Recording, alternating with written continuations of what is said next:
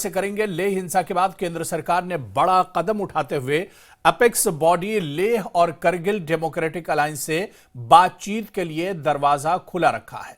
सरकार ने साफ किया है कि वो एचपीसी यानी उच्च अधिकार प्राप्त समिति या किसी अन्य मंच के जरिए किसी भी समय अपेक्स बॉडी लेह यानी एबीएल और करगिल डेमोक्रेटिक अलायंस से संवाद को तैयार है। सरकार ने कहा है कि लगातार बातचीत निकट भविष्य में अच्छे परिणाम देगी। तो लद्दाख में जिस तरह से लेह में हिंसा हुई थी उसके बाद सोनम वांगचुक की गिरफ्तारी भी हुई, लेकिन हालात को काबू में करने के लिए अब बड़ा इशारा एक तरह से केंद्र सरकार ने दिया है और कहा है कि बातचीत के लिए दरवाजा खुला हुआ है। सरकार ने साफ किया है कि वो एचपीसी यानी उच्च अधिकार प्राप्त समिति या किसी अन्य मंच के जरिए किसी भी समय अपेक्स बॉडी लेह और करगिल डेमोक्रेटिक अलायंस से संवाद को तैयार है। सरकार ने कहा है कि लगातार बातचीत निकट भविष्य में अच्छे परिणाम देगी। तो किसी भी समय बातचीत को केंद्र तैयार है और इसके अलावा केडीए और एबीएल से बातचीत को केंद्र सरकार तैयार है। लेह हिंसा के बाद केंद्र सरकार की यह बड़ी पहल है। लद्दाख हिंसा के बाद केंद्र सरकार ने यह बड़ी पहल की है। सरकार लद्दाख रीजन में हर पक्ष से बातचीत को तैयार है। सरकार ने लद्दाख के मामले पर अपेक्स बॉडी लेह और करगिल डेमोक्रेटिक अलायंस के साथ किसी भी समय बातचीत के लिए हमेशा दरवाजा खुला रखा है और उसने कहा है कि बातचीत किसी भी समय हो सकती है। सरकार ने लद्दाख के मामले पर अपेक्स बॉडी लेह और करगिल डेमोक्रेटिक अलायंस के साथ किसी भी समय बातचीत के लिए एक तरह से हामी भरी है और तैयार है और कहा है कि हम लद्दाख पर उच्च अधिकार प्राप्त समिति यानी एचपीसी या किसी अन्य मंच के माध्यम से बातचीत कर सकते हैं। उधर लद्दाख हिंसा से जुड़ी बड़ी खबर, बातचीत के पीछे हट सकता है करगिल डेमोक्रेटिक अलायंस। केंद्र से हो रही बातचीत से पीछे हट सकता है। कल प्रेस क्लब में 11 बजे कर सकता है प्रेस कॉन्फ्रेंस, यानी आज प्रेस कॉन्फ्रेंस हो सकती है प्रेस क्लब में। और इस बीच बड़ी खबर आ रही है कि लद्दाख हिंसा से जुड़ी बड़ी खबर, बातचीत से पीछे हट सकता है करगिल डेमोक्रेटिक अलायंस। केंद्र से हो रही बातचीत से पीछे हट सकता है और आज इसको लेकर बाकायदा प्रेस क्लब में प्रेस कॉन्फ्रेंस होगी और उसमें कोई बड़ी जानकारी साझा की जा सकती है। 24 सितंबर को जिस तरह से हंगामा हुआ था, जिस तरह से पुरतशद्दुद प्रोटेस्ट हुए थे और उसके बाद अब ये कहा जा रहा है कि बातचीत का दरवाजा खुल सकता है। लेकिन इस बीच जो बड़ी खबर आ रही है कि आज 11 बजे प्रेस क्लब में बातचीत होगी, प्रेस कॉन्फ्रेंस होगी और उसमें दरअसल कोई बड़ा ऐलान हो सकता है। लद्दाख हिंसा से जुड़ी खबर की बातचीत से पीछे हट सकता है करगिल डेमोक्रेटिक अलायंस और केंद्र से हो रही बातचीत से पीछे दरअसल हट सकता है।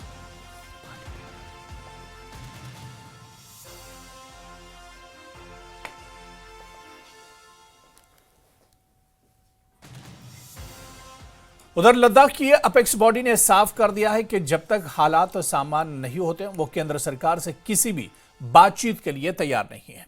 अपेक्स बॉडी के अध्यक्ष पुस्तान थुप्सान छेवांग ने एलजी के नेपाली समुदाय पर दिए बयान और डीजीपी द्वारा सोनम वांगचुक पर की गई टिप्पणी की कड़ी निंदा की है। उन्होंने युवाओं पर विश्वास जताते हुए कहा कि यदि समय पर संवाद होता तो 24 तारीख की घटना टल सकती थी। वहीं अपेक्स बॉडी ने पूरे घटनाक्रम के लिए सरकार को जिम्मेदार ठहराया है और सेवानिवृत्त सुप्रीम कोर्ट के जज से न्यायिक जांच की मांग की है।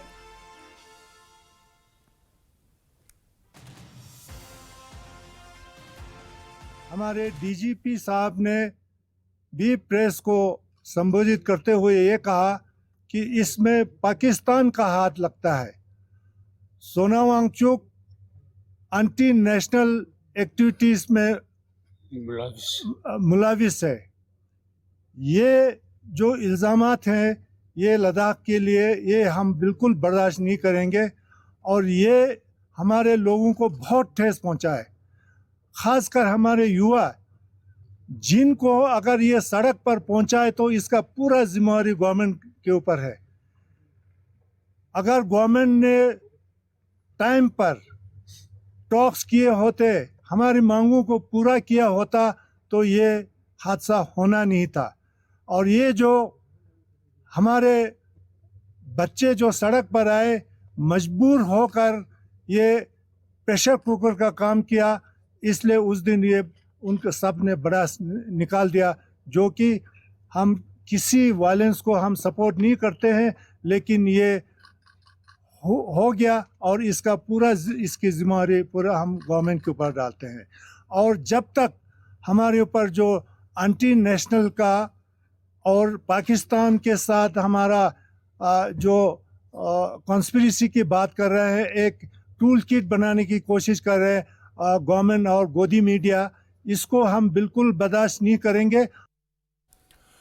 लद्दाख के सांसद हनीफा जान ने लेह हिंसा को लेकर न्यूज 18 JKLS से खास बातचीत की। उन्होंने कहा कि लोगों पर ओपन फायर खोला गया, मामले को संभाला जा सकता था। उन्होंने लेह हिंसा की निंदा करते हुए पूरे मामले की जुडिशियल इंक्वायरी कराने की मांग की। उन्होंने कहा कि पूरे मुद्दे को मीटिंग में व्यक्तिगत रूप से उठाएंगे। लद्दाख के लेह में हिंसा हुई, 4 लोगों की दुखद मौत हो गई और सोनम वांगचुक पर तमाम तरह के आरोप लगाए गए, उनको गिरफ्तार किया गया। मेरे साथ ज़्यादा बातचीत के लिए मौजूद हैं लद्दाख के मेंबर ऑफ पार्लियामेंट हनीफा जान साहब। आप तो खुद ले गए कई बार, क्या स्थिति है अभी? अभी अंडर कंट्रोल है, रिस्ट्रिक्शन लगी है, लोग परेशान भी है, इमोशन भी है और आक्रोश में भी है। जिस तरीके से 4 लोगों की जान चली गई वहाँ पे, वो भी बिल्कुल ओपन फायर किया गया उनके ऊपर, जिसकी हर किसी ने मजम्मत किया है लद्दाख में। इवन BJP के भी लीडरशिप ने, हर किसी ने, एपेक्स के लिए हर किसी ने डिमांड किया है कि एक judiciary free and fair inquiry होनी चाहिए और जो गलती हुई है उसको जो है वो सामने लाना चाहिए। और दूसरी बात, ओवरऑल जो एक सिचुएशन, जो एक बहुत ही एक अफसोसनाक वाक़या था एक लद्दाख की हिस्ट्री में, इस तरह का मैंने तो लद्दाख में ऐसे नहीं देखा हालात। बीजेपी के राज्यसभा सांसद गुलाम अली खटाना ने लद्दाख मुद्दे पर केंद्र सरकार और लद्दाख उपराज्यपाल प्रशासन का बचाव किया है। उन्होंने कहा कि केवल बातचीत से ही सभी मुद्दों का समाधान हो सकता है और किसी भी सभ्य समाज में हिंसा के लिए कोई जगह नहीं है। खटाना ने कहा कि कुछ तत्व तनाव पैदा करने की कोशिश कर रहे हैं, जिनकी पहचान कर उन पर मुकदमा चलाया जाना चाहिए। देखिए, देश के वज़ीर-ए-आज़म, देश के वज़ीर दाखिला, वहाँ के लेफ्टिनेंट गवर्नर साहब, वहाँ का शासन, लद्दाख के लोग जो हैं अमन पसंद हैं, शरीफ लोग हैं और लद्दाख की जो तरक्की है वो जितना एक्सपेक्टेड नहीं था उससे ज़्यादा सेंट्रल गवर्नमेंट उनको दे रही है। यूटी से लेकर वहाँ उनकी लोकल ज़बान को मान्यता दी है, उनको हकूक़ दिए जा रहे हैं, जिले बढ़ाए जा रहे हैं, PSC दी जा रही है, इंफ्रास्ट्रक्चर, यूनिवर्सिटी, हर चीज़ लद्दाख के लोगों के लिए प्राइम मिनिस्टर साहब का और होम मिनिस्टर साहब का खुला दिल है। लेकिन जो लोग प्रवोक करते हैं सिचुएशन को, लद्दाख के शरीफ लोगों को, मासूम लोगों को एक्सप्लॉइट करते हैं, उनको उनके साथ उनका ज़माना नहीं है, पीस का ज़माना है, उनका हर हक है अपनी बात रखने का। स्टेटहुड को लेकर मुख्यमंत्री उमर अब्दुल्ला ने बड़ा बयान दिया है। उन्होंने लद्दाख हिंसा का हवाला देते हुए कहा कि हालात बिगड़ने में टाइम नहीं लगता। हम यहां नहीं चाहेंगे कि बेगुनाहों का खून बहाया जाए। हम अपने तरीके से बात करते रहेंगे। स्टेटहुड हमारे लिए कोई एहसान नहीं है, स्टेटहुड सरकार का वादा है। क्योंकि जैसे मैंने अपनी तकरीर में कहा, हालात बिगड़ने में टाइम नहीं लगता और हम नहीं चाहेंगे कि यहाँ दोबारा बेगुनाह लोगों की खून जो है वो बहाई जाए। हम पुरअमन तरीके से अपनी बात जो है वो करते रहेंगे। स्टेटहुड हमारे ऊपर कोई एहसान नहीं है। स्टेटहुड मरकजी हुकूमत के तरफ से जम्मू कश्मीर के लोगों के साथ क्या, हिंदुस्तान की सुप्रीम कोर्ट के साथ वादा है। उन्होंने बार बार सुप्रीम कोर्ट को कहा कि ये 3 स्टेप होंगे, पहले डिलिमिटेशन, फिर इलेक्शन, फिर स्टेटहुड। 2 कदम तो उठा लिए, डिलिमिटेशन भी हुआ, इलेक्शन भी हुए। अब स्टेटहुड का वादा जो है वो पूरा करना है। लोग फिलहाल सब्र से काम ले रहे हैं, लेकिन इस चीज का नाजायज फायदा भी उठाना नहीं चाहिए। जहां तक लद्दाख के लोगों की बात है, हमने तो बहुत पहले यूटी बनने से पहले भी हम उन्हें हमेशा कहते रहे, जनाब होश करना जो आप मांग रहे हो, कहीं ऐसा ना हो कि आपकी मांग कबूल हो और आपके हालात जो हैं और ज्यादा बिगड़ जाएं। लेकिन हकीकत ये है, उन्होंने यूटी मांगा, लेकिन यूटी मिलने से उनकी कोई बेहतरी नहीं हुई, उल्टा उनको नुकसान हुआ। इसके मुख्य प्रवक्ता और जड़ीबल से विधायक तनवीर सादिक ने जम्मू कश्मीर में आगामी विधानसभा सत्र की तारीखों की घोषणा का स्वागत किया है। उन्होंने कहा कि नेशनल कॉन्फ्रेंस के पास सत्र के दौरान चर्चा के लिए कई मुद्दे हैं। साथ ही सादिक ने कहा कि आगामी विधानसभा सत्र में विपक्ष भी महत्वपूर्ण सहयोगी भूमिका निभाएगा। सत्र में छात्रों के लिए आरक्षण का मुद्दा भी उठाया जाएगा।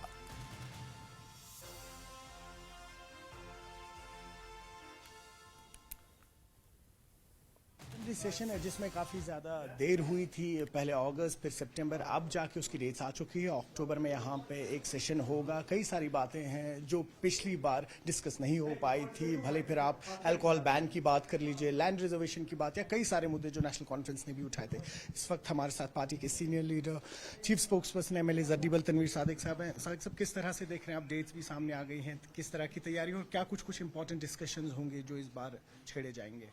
अच्छी बात है, जब भी असेंबली कन्वीन होती है, सेशन बुलाया जाता है, तो ये एक वाहिद प्लेटफॉर्म है जहां लोगों के सवाल, लोगों को जवाब मिलते हैं, उनके जो मसाइल हैं उनके, और असेंबली मेंबर के पास एक मौका मिलता है वो अपने इलाके, अपने जो मुद्दे हैं उसको उजागर करे और गवर्नमेंट से जवाब ले कि इन मुद्दों पे क्या क्या हुआ। अच्छी बात है, हर एक जो असेंबली मेंबर है उससे 5 स्टार्स और अनस्टार्ड सवाल पूछे गए हैं। बिल्स की बात हुई है, जो आपका रेजोल्यूशंस है उसे मांगेंगे हैं। तो एक अच्छी बात है कि एक टाइम मिलेगा लोगों के जो मसाइल है उनको उजागर करने में। हम उम्मीद करते हैं एक अच्छे माहौल में सेशन हो, अपोजिशन भी इसमें सपोर्ट करे, क्योंकि वो भी पहले MLAs हैं, उसके बाद बाकी चीज़ हैं। तो मुझे लगता है एक अच्छा कदम है, एक अच्छी माहौल में सवाल जवाब हो, और वही हम चाहते भी हैं। पिछली बार हमने देखा कुछ इंपॉर्टेंट बिल्स थी जो टेबल नहीं हो पाई थी किन्हीं कारणों की वजह से। इस बार आपकी तरफ से जो कोई प्रस्ताव रहेगा सामने असेंबली में? देखिए, नॉर्मली क्या होता है, जब बिल वहाँ पिछले असेंबली में नहीं उठती है तो वो कैरी फॉरवर्ड होती है। अब इसका रूल मुझे नहीं पता है कि इस बार असेंबली सेक्रेटेरिएट ने उसमें क्या किया है। उम्मीद करते हैं जो भी इंपॉर्टेंट बिल्स हो, जो भी लोगों के हित में बिल्स हो, जो भी लोगों के फायदे में बिल हो, उसको उठाया जाए, रेजोल्यूशन आए, सवाल जवाब अच्छे हो, ताकि जो लोगों की जो बात है वो आवाम में उठे और गवर्नमेंट उसका जवाब दे। आखिरी सवाल, जैसे कि रैशनलाइजेशन ऑफ रिजर्वेशन है, स्टूडेंट्स की एक देरीना मांग है, उसको लेके कुछ आप लोग सोच रहे हैं, या डेली वेजेस को लेके जो आपने कहा था उसको लेके? वो भी सवाल पूछे, असेंबली एक प्लेटफॉर्म है, पूछे और गवर्नमेंट से जवाब ले। अब जहाँ तक रिजर्वेशन की बात है या बाकी चीज़ है, उसमें जो चेयरमैन है उनकी सकीना जी, उनने तो उस पर क्लियर कर दिया। बट जिस तरह मैंने कहा, ये एक ऐसा वाहिद प्लेटफॉर्म है जहाँ कोई भी सवाल जो लोगों का है वो पूछा जाएगा। मैं भी शायद ये सवाल पूछूंगा गवर्नमेंट से, मैं भी बहुत सारे सवाल पूछूंगा जो लोगों के हित में है, और इंशाल्लाह उम्मीद करता हूँ कि गवर्नमेंट उसका जवाब देगी। शुक्रिया। न्यूज़ 18 के लिए आफाक शाह के साथ श्रीनगर से मैं सरोज कफील।